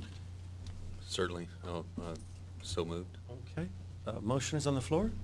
Second. Okay, motion is second. All in favor of moving this vision forward and just concentrate on what we want to concentrate, signify by saying aye. Aye. Aye. Aye. Opposed? Motion carries. Awesome. Way to go, Thank you. salesman. I do have a question, Ina, saying, is there any way possible to get the 43-page document to look at? Sure. Thank you. Thanks. Nice sell, that's right, Karen said. Thank you so much, a great idea. Thank you, Karen. Oh, you get to keep me. Oh, you're back, that's right. Yeah, it'll be a quick, this is quick. Thank you. Real quickly, I'm sorry, Carrie, any questions or comments, members? Anybody at all before we continue to item G? Let's do it. Thank you, Carrie. Carrie Hodges, TDLR. Let me first start by saying it was maybe about a week and a half ago. Brian came by my cubicle and I had this document pulled up. It was the color-coded document. And I said, Brian, look. And I just started scrolling through and there was so much more blue than the last time we met. And that, for me, was extremely exciting because, as Carlos had said, it was difficult for you guys to let go of some of this stuff. And I know, because I could tell by the conversations that we had, that like, you're cutting off my left pinky toe. Like, I can't walk without that pinky toe, and I really want to keep that pinky toe. But you know what? You agreed to it, you did it, and I applaud you for that, because let me backtrack real quick. For those that are actually listening online, you can go to our website right now and find this document. It's in a black and white form. It's not in the color form that those that are here have it, but it is in a black and white form. What you can recognize it if it's in bold, or if it's bold and italics, then that is the proposed change that the subcommittee has made. But it is, like I said, in a black and white form, but you can differentiate that if it's in bold and italics, that is what the subcommittee has proposed that we make changes. So going forward, again, this is going to be, last time I had a top 10 highlights, there was too much to highlight at this point. You guys really just went through this thing and slashed and burned, and I was very excited again to scroll through and just show Brian all the extra blue that we had. This particular round that we had of the subcommittee meetings was to do exactly what we did, which was to strike things that were already covered by statute. If it's covered by statute, there's no reason to have it in the rule. We have a law to back us up. If it wasn't backed up by statute, we struck it out of the rule, or we're trying to strike it out of the rule, because again, if we don't have a leg to stand on, there's no reason for it to be in the rule. We were trying to streamline the language. Brian had mentioned earlier, there are so many different ways to say one thing, and it is riddled in this document. There's so many ways to say just the same exact thing, and if we can streamline that, that's going to help us and the public try to figure out what questions that they have. If you're looking for 5 days versus 15 days, or calendar days, business days, just leave it at calendar days. We'll know, everyone at that point will know what we're talking about. We're also trying to clean up the language, and that was one of the things, of course, to streamline the document, but to actually clean up the language as far as plain talking it. I spoke about this earlier, about how it's so legal right now. Some of these things I read, and at the end, I'm left with saying, what did I just read? I have to reread it 3 or 4 times to actually get the full intent of what the paragraph says. There's no reason that should be in there. It's something that we've talked about in the subcommittees, and we've had great success in actually rewriting some of these things to make more sense. Those that are on subcommittees that have actually sent me different ways to rewrite some of the paragraphs in here have been phenomenal. There's been so many changes and proposed changes that are in this document that I am, again, extremely excited about. Yes, we have a lot more work to do. I am 100% in agreement with Della that we move forward with, and I'm glad that you guys approved that as well, that we move forward with the smaller sections and leave the curriculum for later. I don't want any of you to feel that your work has gone to the wayside. We're going to continue to work on the curriculum, because eventually it's going to have to be changed.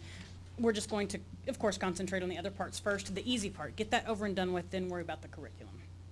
And so with that said, again, as you can look through this, there's a lot more changes, proposed changes, than there were the last time. I'm here if you have any questions for those proposed changes. If you are listening, or if you're here in the audience, if you have suggestions, if you go and download the document that we have online, if you have suggestions, send us your comments. We'll be more than happy to bring them up during the subcommittee meeting, because that's what we're here for. We're here to represent the industry and the public, and this is the best time to actually make your voice heard.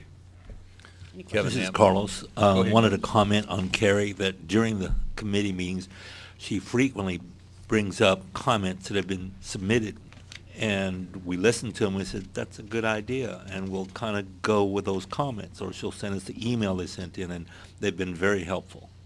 Thank you. Absolutely. Kevin, one of the things I want to note is that you didn't mention this, but consistency was one of the things that we were really looking at too. And several people mentioned it. If it's AMI, or if it's driving safety, or whatever it is, we tried to be consistent all the way through the document. Exactly. And And those that so- have the color copy, you can look at, because some of my comments are still on here, and one of them, match other program language. And because if you look in this document, you can tell that the language is different in every, and adapt in driving safety and driver education. The language is different when it could be and should be the same. The language should read the same, because while they are all different programs, they're all in essence driver education and safety. They should read the same. That's going to help any new businesses and any current businesses really understand these rules, because that's a trending thing that I've seen. People will call me and ask, hey, how do I do this particular part in my business? And we have to read the rule together, and again, it's the same thing. We're reading it 3 or 4 times to really get the full intent of the rule, and it should be just plain talk to where it says, this is what we need. You guys, again, you guys are businesses, and anyone that's listening or anyone's here, it is not our job to tell you how to run your business. It's our job to regulate you as a business, and this is what we want to do. We respect you enough, and we have enough faith in you to know that you are going to run your business the way that you should. If we don't, we have enforcement. Yay. But fortunately, we don't have to use that a lot, because most everybody in this business really knows what they're doing, and they have a passion for driver education.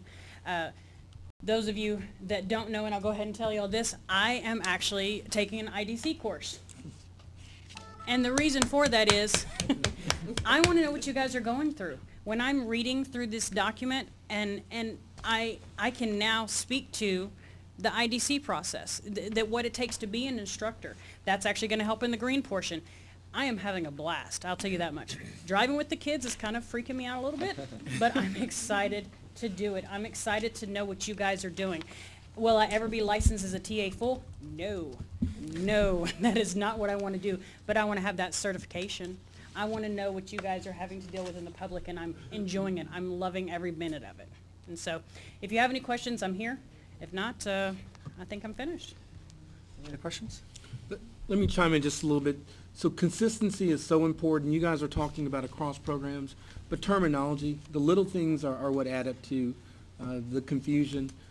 Carrie was pointing out in one section, probably in less than 3 pages, we called it a department-approved licensed instructor, a licensed instructor, a license-approved instructor, a driver's education instructor. It's called so many different things. It needs to be one thing, so we know what we're talking about. As she pointed out on the number of days, we're trying to have a consistency in the number of days, but we're calling it 15 working days, 15 business days. There's one section that just says 5 days. So we'll probably go with a flat calendar day, and everyone knows what a calendar is. They can count that. So those are the little things, but every time our staff has to go to the rule and say, okay, is this the one that's working days or is this calendar days? That's time away from dealing with the safety stuff. That's what we're talking about, those little seconds that are spent away from doing the minute and the minutia.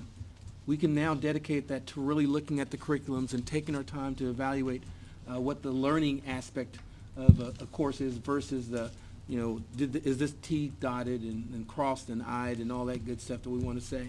So really dig down into it. Every time you read a section, say, is this something that the state should penalize me for? Because we will. If it's in there and it's a rule and you don't do it, we're going to penalize you. And so is this something that somebody should be penalized for, or failure to really educate a student? Is that what we should be focused on? So every rule could in fact be a penalty. And so look at it and say, is this something they should penalize me for? Should they penalize me if I don't tell them, X thing from us? Dig down and think about in terms of regulation, of really being the regulator. That's where you guys are wearing that hat as business people, but now thinking about how it's going to impact the industry, and it's going to help you shape, it's going to make you thin out those rules a lot more. You're going to say, wow, that could be an accident. That's a paper violation. That's an administrative piece that has nothing to do with making a child a safer driver. So just really dig in there when you're reading. Don't gloss over it and say, I understand it. should I be penalized for that, or should a new business be penalized for making that mistake? And it's going to help you take a different angle on it. Cindy Garrett.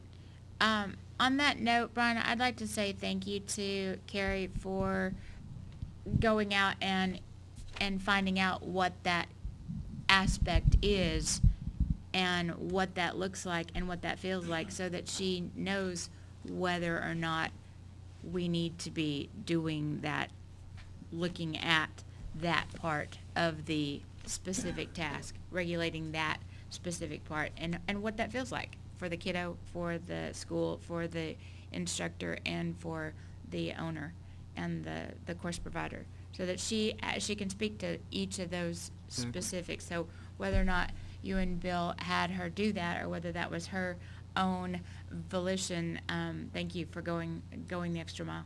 She's got a great director and leader, and Ray understands the importance of having people understand that Carrie was absolutely open to it and desirous of doing it. Ray's the one that kind of approached it and said, let's make it happen. And you're going to see more of our staff gathering more direct industry experience to understand how the industry is being impacted by That's it. phenomenal. We're going to keep gathering that over time. Thank you. Again, I want to thank all the subcommittees. You guys have done a wonderful job. I want to thank my team. They have done a wonderful job. And really anyone that has touched any of this with Della and exec office, and anyone has done an amazing job, and we still have a lot of work to do, but I think we can all agree we have the utmost faith that it's going to get done. Thank you. Thank you. Thank you. Okay. Is there anything else on item G? 1, 2, and 3? Enforcement, compliance, anything at all? Yes, absolutely, come on. Charlotte?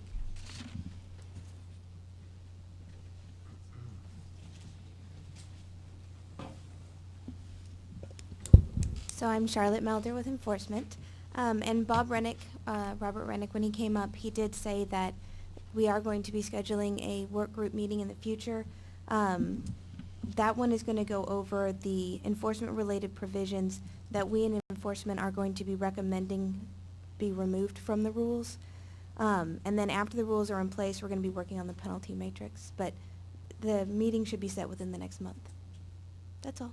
Okay, thank you. Any questions? Thank you so much. Our next item is item H, discussion regarding the parent-taught online process. Mr. Chairman, we placed this on the agenda. There was a question or desire at the last meeting for this to be on there. I believe Mr. Knapp had asked that this be on there, so I think we've hit most of it. I was about to say, I think we've covered. Yeah. I think we've covered it. We just wanted to make sure that we were respectful to what the member had requested. Absolutely. Okay, next item is item A, committee members, recommendations for agenda items for the next committee meeting. Anything we want to place on the agenda for the next meeting, members?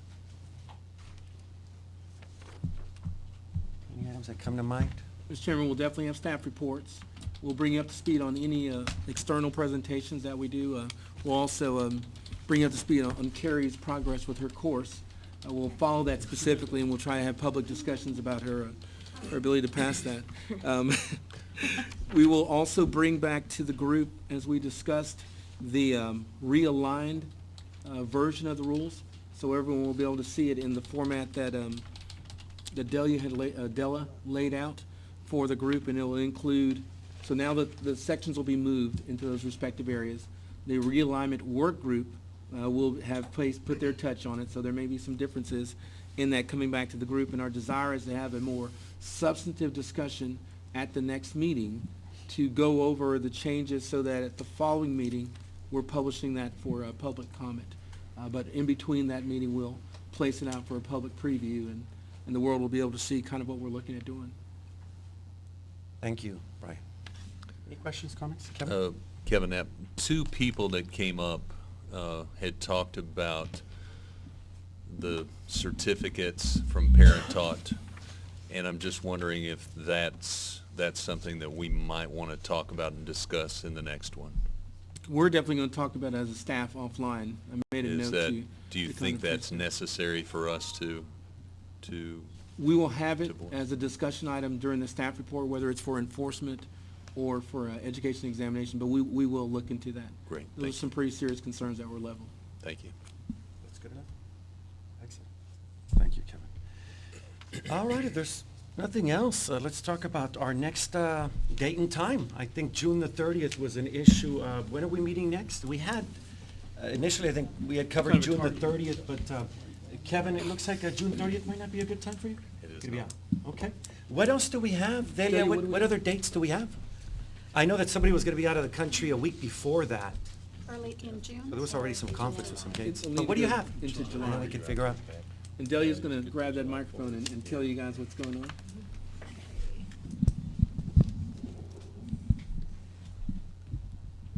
Okay, so we have the week of July the 4th. Yeah, probably not. And we also have July the 11th, the 12th,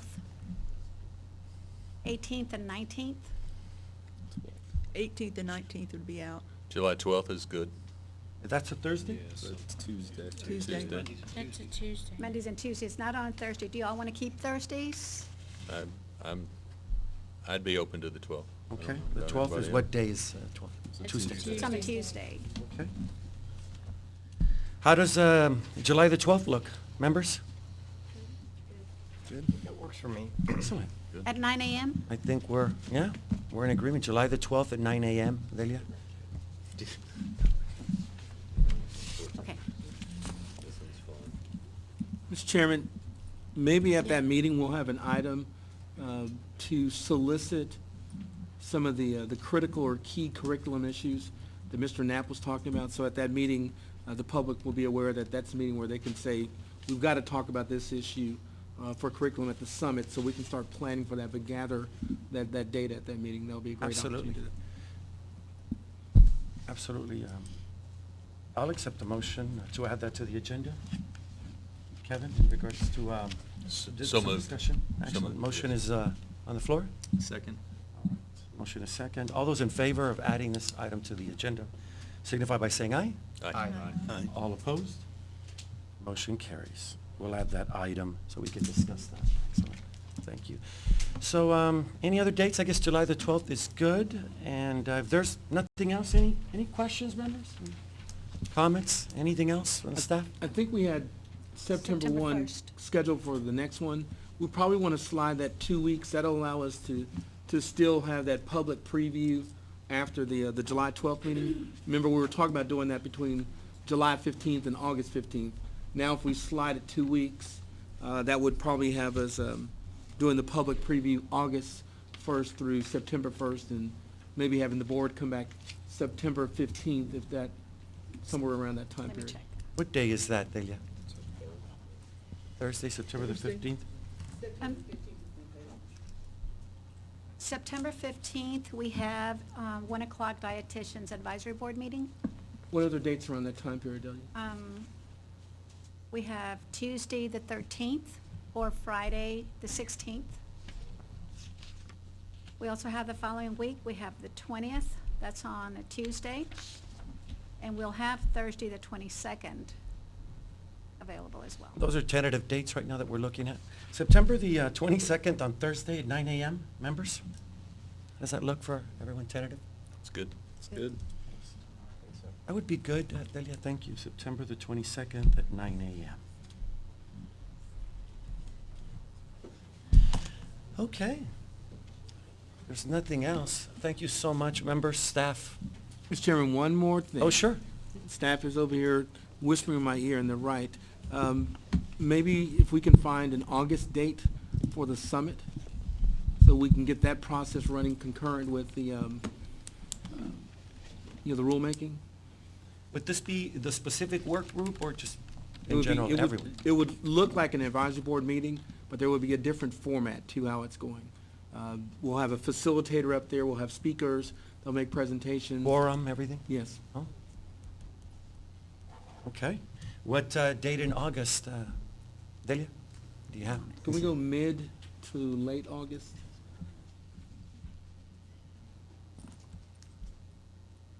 Bill, you're doing a good job. I mean, everybody's looking at you right now. And the camera's on you too, but you're doing great. We have, well, we're in August. You want mid-August, right? Yeah, 15, 16. We have August the 18th, August, also the 16th or the 15th. 15th and 16th is Monday and Tuesday. And then we have August the 22nd and 23rd, also on a Monday and Tuesday available. 23rd? How about 25th isn't? We have the 25th available as well. That's on a Thursday. That's a Thursday? Thursday. Sounds great. Committee members, the 25th of August for our summit? That works. Yes. That works? Yes. That's great, Delia. August the 25th for Absolutely. that summit would be great. It's gonna be wonderful. 9 a.m., it would be the same time? It'll be 9 a.m. and I think Ray and them are already starting to work on it right now as we speak. We would meet here, it would be the same? Yes, sir, we'll meet here. Excellent. Is there anything else? Mr. Chairman, I have one more question. It's for Brian. Excuse me, Brian. This is David Bruce. I don't know if it's possible, but as we're going through all the rules and regulations, and I hear you loud and clear, of opening up our minds and saying, is this an important rule that we want to be governed by? Do we want our industry to be governed by?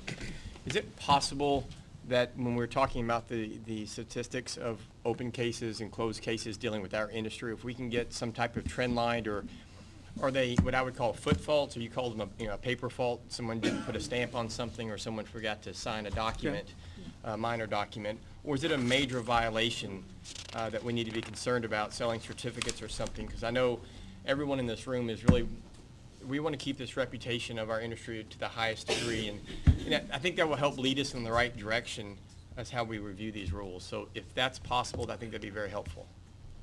Yes, sir. We'll have our enforcement division working on doing an analysis of the complaints. I was just informed that for most people in the state, August 22nd is the first day of school for most folks. I don't know if that changes your worlds or your minds a little bit.